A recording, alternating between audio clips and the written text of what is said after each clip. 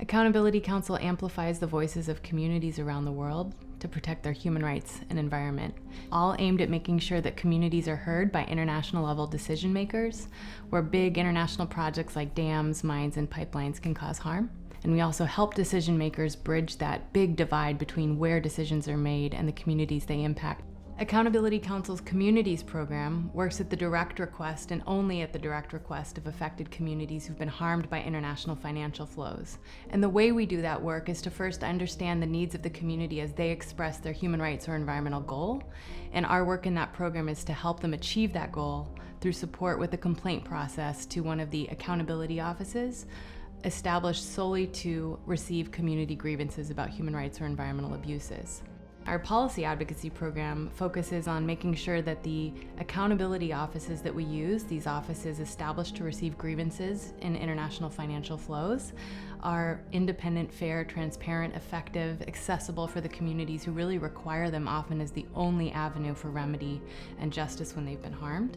We have a research database that we're just about to launch of every complaint ever brought to every one of these accountability offices, now almost 1,300 cases from the mid-90s to today. Communities are able to use complaint offices to get information to decision makers in a really effective way, often getting directly to the boards of directors of the international institutions, deciding where these financial flows are going and how they're being deployed.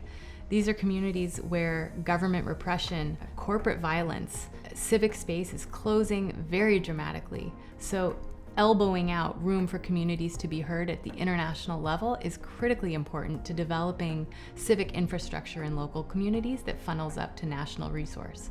This is a quote directly from Ilna Saint-Jean, a farmer in Haiti who is one of the 4,000 people displaced by an industrial park that was created after the earthquake in Haiti. We can't feed ourselves because we have lost everything, and it's hard for us right now. Before, I could grow things to eat: corn, peas, potatoes, peanuts, manioc. I had 1 hectare. I can't make money today. As a result of support from Accountability Counsel and local partners, she was able to achieve with her fellow farmers an agreement that they reached in December of 2018 to remedy much of the harm they'd experienced through a dispute resolution process, bringing the parties together to reach an agreement. That's an example of one of the 50 communities we've supported in the last decade to really have their voice amplified, to be heard by decision makers, to have a seat at the table, and to be able to determine their own destiny through this process of using an accountability office.